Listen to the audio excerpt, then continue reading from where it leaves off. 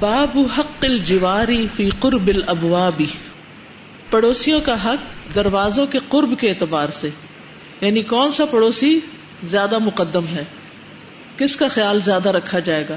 حدثنا حجاج بن منہال حدثنا شعبۃ قال اخبرنی ابو عمران قال سمعت طلحۃ عن عائشۃ قالت قلت یا رسول اللہ ان لی جارین فإلی ایہما اہدی قال الی اقربہما منک بابا۔ حضرت عائشہ کہتی ہیں میں نے عرض کیا یا رسول اللہ ان لی جارین، میری دو پڑوسنے ہیں، اگر ایک ہدیہ ہو تو میں ان میں سے کس کے پاس بھیجوں؟ آپ نے فرمایا جس کا دروازہ تم سے یعنی تمہارے دروازے سے زیادہ قریب ہو، الی اقربہما منک بابا۔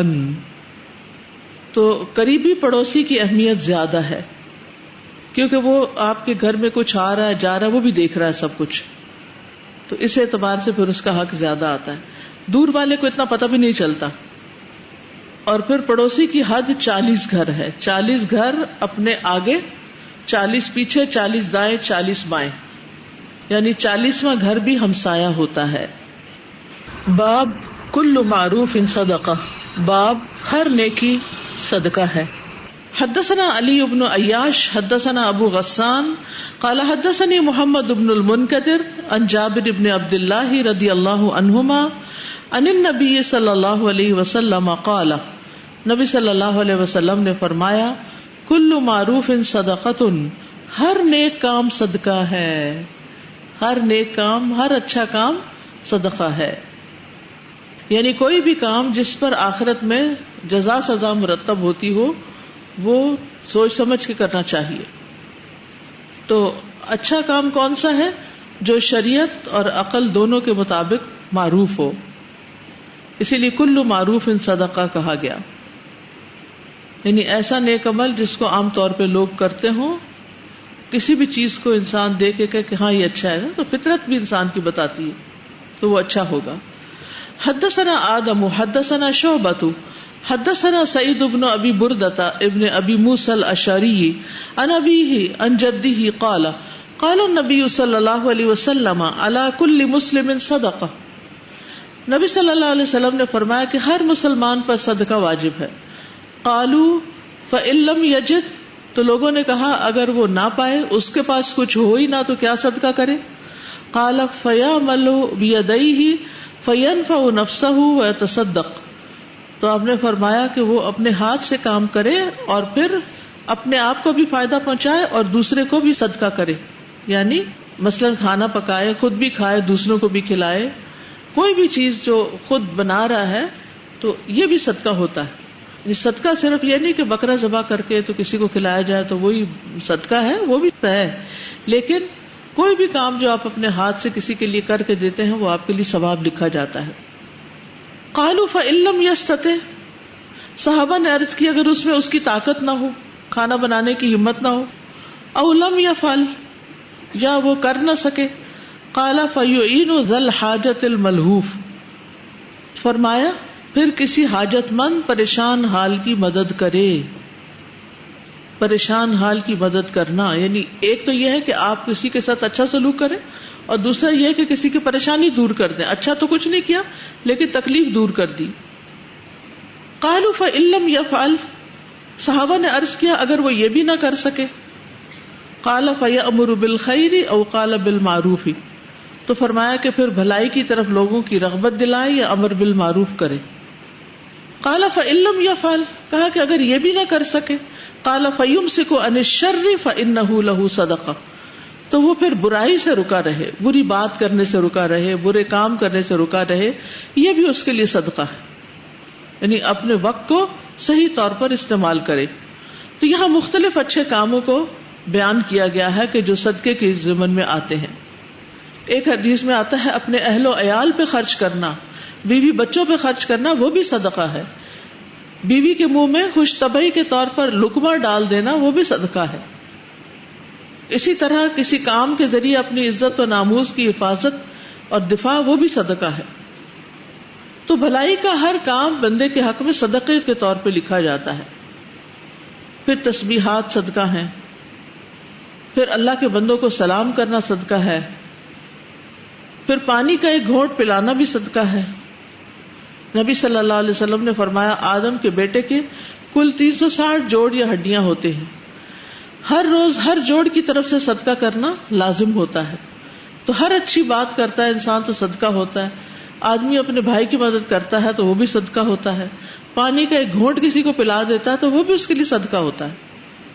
اس حدیث کو سن کر ہم کہیں بیٹھے رہ جائیں گے کہ کوئی ایسے گزرے اور ہمارے پاس پانی ہو فالتو بھی رکھا ہو تو ہم اس کو آفر نہ کریں. پھر اسی طرح معمولی چیزیں جیسے رسی، تسمہ، یہ چیزیں دینا بھی صدقہ ہے. آپ نے فرمایا کسی نیکی کو حقیر نہ سمجھا کرو، اگرچہ کسی ایک کو رسی دے دو یا کسی کو جوتی کا تسمہ ہی دے دو یا اپنے ڈول میں سے کسی کو پانی مانگنے والے برتن میں پانی کھینچ کر ڈول ڈال دو یا لوگوں کے راستے میں سے کوئی ایسی چیز دور کر دو جس سے انہیں تکلیف ہو رہی ہو یا اپنے بھائی سے خندہ پیشانی سے ملو یا اپنے بھائی سے ملاقات کر کے اسے سلام کرو. زمین میں اجنبی سمجھے جانے والوں سے ان سے محبت ظاہر کرو. یعنی کچھ ایسے لوگ ہوتے ہیں نا جو لاسٹ ہوتے ہیں، جنہیں کچھ پتہ نہیں ہوتا انہوں نے زندگی کیسے گزارنی ہے، تو ان کو یعنی ان کی برتھ کا احساس دلانا یہ بھی ضروری ہوتا ہے. اسی طرح صرف باہر والوں سے نہیں، ان سے محبت سب سے پہلے کس کے ساتھ؟ گھر والوں کے ساتھ. جس طرح انسان گھر والوں کو دیتا ہے، رشتہ داروں کو دیتا ہے اور غریب مسکین کو دیتا ہے، درجے ہیں مختلف. تو اگر رشتہ داروں میں ہی غریب مسکین ہے تو ان کے دینے کا زیادہ اجر ملے گا. پھر ہر تکبیر پڑھنا، اللہ اکبر پڑھنا، الحمدللہ پڑھنا، سبحان اللہ، یہ ساری چیزیں کیا ہیں؟ تسبیحات کہلاتی ہیں. ہماری اصل میں صدقے کی یا نیکی کرنے کی جو سوچ ہے نا وہ بڑی محدود ہے. ہم صدقہ سمجھتے ہیں مخصوص قسم کی چیز کو دینا، حالانکہ اس سے بھی زیادہ وسعت ہے، اس میں آسانی رکھ دی گئی ہے. پھر پودے لگانا، فرمایا جس مسلمان نے کوئی پودا لگایا تو اس درخت سے جو کھایا وہ اس کے لیے صدقہ ہے، اور جو اس سے چوری کر لیا گیا وہ بھی اس کے لیے صدقہ ہے، اور جو درندوں نے کھا لیا وہ بھی صدقہ ہے، اور جو پرندوں نے کھایا وہ بھی صدقہ ہے، اور جو کوئی اس میں کمی کرے گا مگر وہ اس کے لیے صدقہ لکھا جائے گا. بعض اوقات آپ کوئی گارڈن لگاتے ہیں، اب پھل تیار ہو رہا ہے تو آپ جاتے ہیں تو دیکھتے ہیں کہ آپ سے پہلے ہی لوگوں نے اتار کھایا، پھر آپ کو پتا چلتا ہے کہ نہیں وہ تو کہیں چھپا کے انہوں نے رکھا ہوا، تو آپ کیا کریں گے ایسی سچویشن میں؟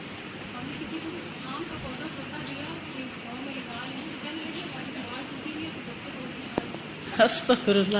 کہتی ہم نے کسی کو آم کا پودا دیا کہ وہ لگا لیں تو انہوں نے کہا نہیں ہماری دیوار ٹوٹی ہوئی ہے، ہم سائے آ کے کھا جائیں گے. تو بہتر ہے لگائیں ہی نہ. تو شجر کاری صدقہ ہے، اس سے چاہے کوئی بھی کھا جائے، مسکرانا صدقہ ہے. استاد اشراق کے نوافل کے بارے میں بھی آتا ہے نا کہ وہ تمام جوڑ کی طرف سے صدقہ ہے. جی ہاں. اور اس کے علاوہ قرآن میں آتا ہے وہ فی اموالہم حق للسائل والمحروم، کہ انسان کے بالوں میں اللہ تعالیٰ نے سائل اور محروم کا حق رکھا ہوا ہے. تو اس میں پتہ نہیں کسی اسکالر کو سن رہی تھی یا کیا ابھی صحیح یاد نہیں ہے، تو وہ کہہ رہے تھے کہ جیسے ہم کھانا بناتے ہیں تو اس میں اللہ تعالیٰ نے حق رکھا ہوا ہے پڑوسی کا کہ آپ اس کو دے، اور جب ہم نہیں دیتے اور فریج میں رکھ دیتے تو وہ خراب ہونے کی صورت میں وہ حق نکل جاتا ہے، یعنی وہ آپ نہیں کھا سکتے اور وہ نکل جاتا ہے.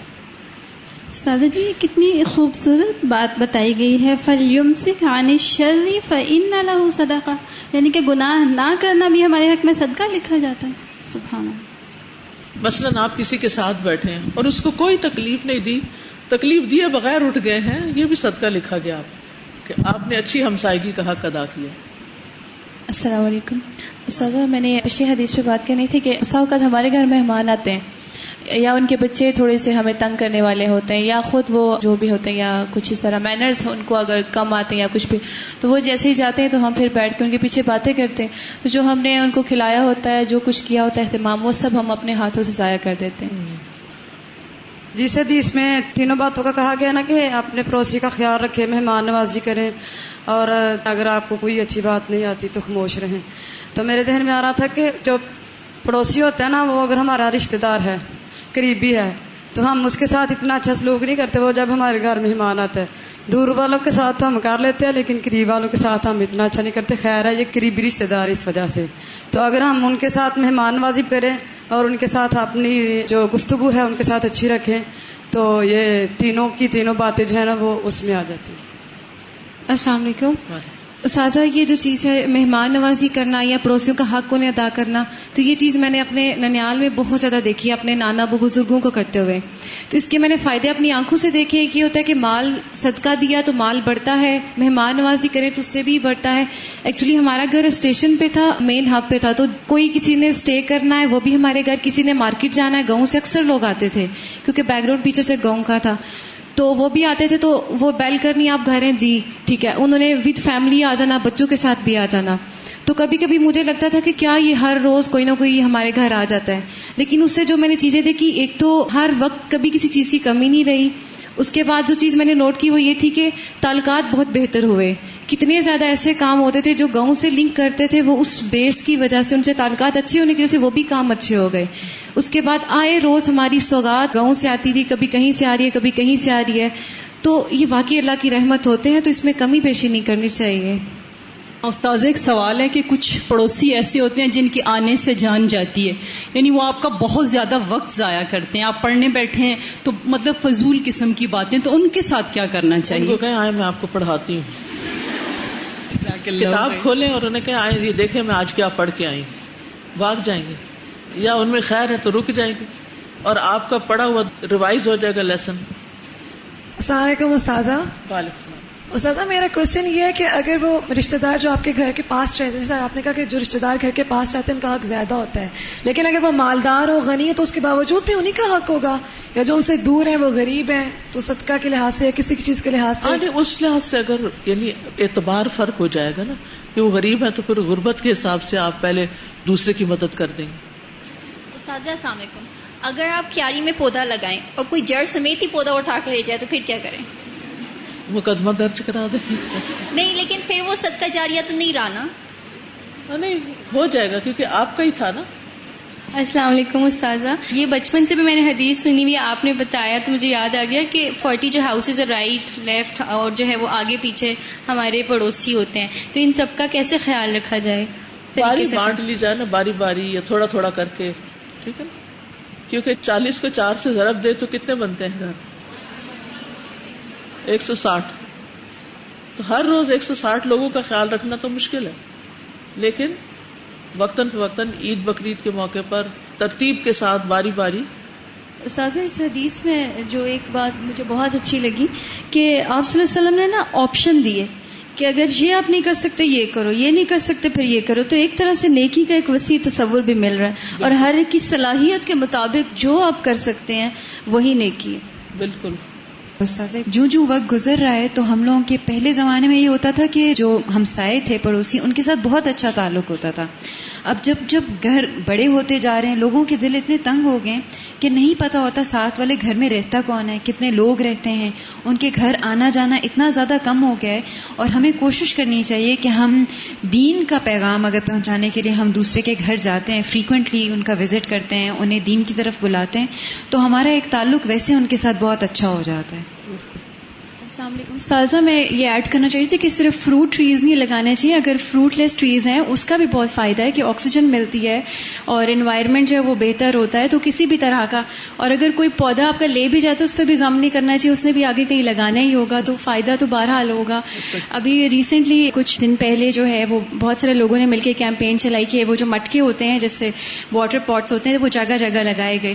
تو ایک دن ویکینڈ کے بعد میرا ڈرائیور ہے کہ باجی ہمارا تو ایک مٹکا کوئی لے گیا. تو میں نے کہا کوئی بات نہیں، اس میں بھی کسی نے پانی ڈال کے ہی پینا ہوگا، بہرحال کہ وہ کسی کے پانی کے ہی کام آئے گا. تو اس طرح کی چیز اگر کوئی لے بھی جاتا ہے تو اس پہ کوئی غم ہی ہونا ہی نہیں چاہیے. السلام علیکم. اساتذہ بعض مہمان ہوتے ایک دفعہ آ جائے تو واپس جانے کا نام ہی نہیں لیتے ہیں، تو ان کے ساتھ کیا کرنا چاہیے؟ ان کو گھر سے تو نہیں نکال سکتے ہیں، پھر وہ گھر کے فرد کی طرح ہوں گے، مہمان نہیں رہیں گے. لیکن استاذہ خود بہت بزی ہوتے ہیں، ان کو اتنا ٹائم نہیں دے سکتے، پھر وہ لوگ بیچ میں. کوئی بات نہیں، پھر گناہ نہیں ہے.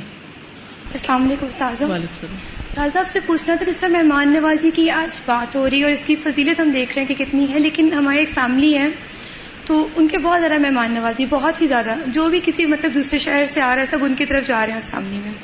لیکن اتنی مہمان نوازی کی وجہ سے ان کی فیملی کی جو عورتیں جو بہو ہیں نا، وہ ہر وقت کچن میں کپڑوں میں، اور مطلب نہ ان کو اپنی نماز اور عبادات کا پتہ ہے اور نہ بچوں کی تربیت کا پتہ ہے، جس کی وجہ سے ان کی فیملی اس لحاظ سے بہت زیادہ بچوں کی تربیت خراب ہو رہی ہے.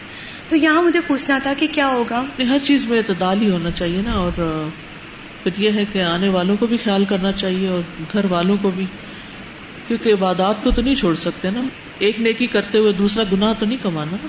لیک آف بیلنس بہت زیادہ ہے کہ نہ تو اس کو دیکھ بیلنس کرنے کی ضرورت ہے. باب طیب الکلام، عمدہ کلام کرنے کا ثواب.